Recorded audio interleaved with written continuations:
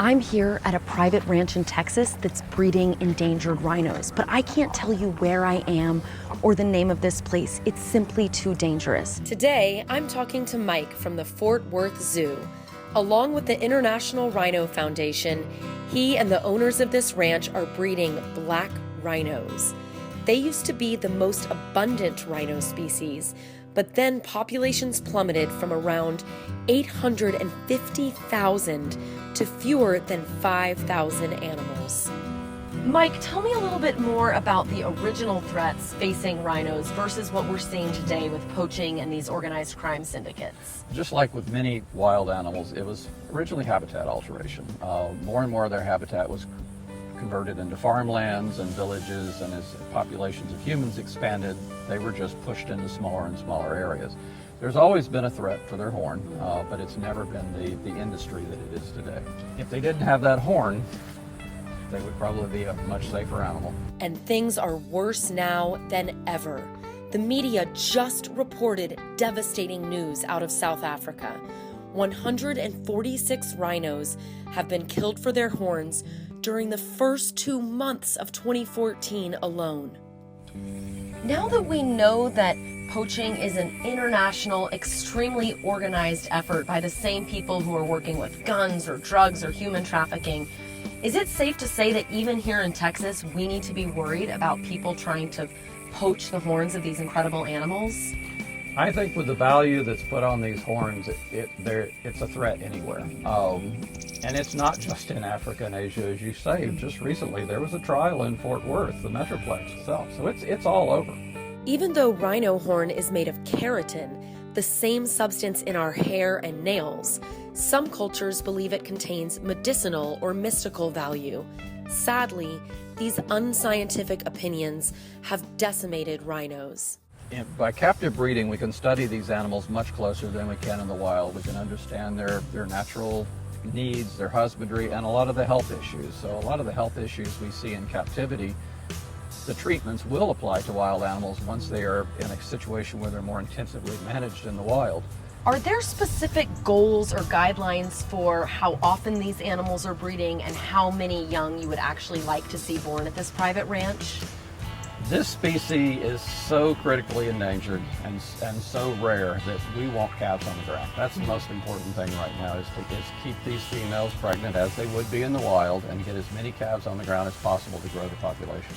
We take those calves and start new institutions off, or they might exchange with other zoos for new genetic material. Captive breeding is crucial to conservation. It helps maintain genetic diversity and offers insurance. If a catastrophic event wiped out all of the wild rhinos in Namibia, captive animals could repopulate Africa. This bull is one of the original imports that we brought him from South Africa in the late 80s. Really good breeder males, but he's one of the ones that we've depended on over the years. So he's sort of the star here. He has been over the years, yes. Wow. We've had multiple.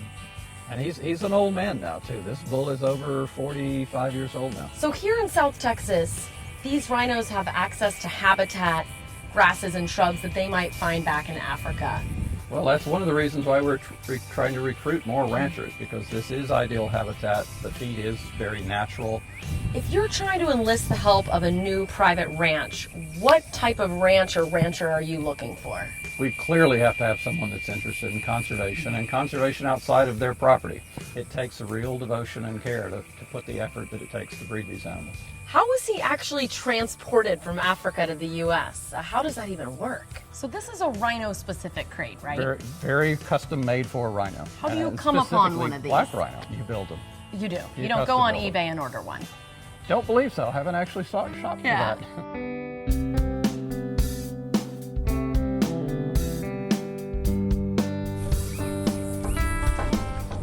People do not realize what a plight they are in, and that's what we try to educate, is how critically endangered these animals are and how the real possibility of them not being there for their grandchildren in the future. We found that this model is really working by reaching out to all of these aspects. Zoos can't do it alone. It takes a lot of space to hold these animals, and we need to build the numbers up. So ranches and conservation parks, wide open spaces that can have more of these than just a trio that a zoo might have, may be the answer for these animals. With numbers so low for the southern black rhino, do you ever feel like the challenge is too great? Not at this point. I think the real challenge right now is on the animals that are in the wild, and I think we're going to build the captive populations in our zoos and parks up, and maybe one day help those animals in the wild.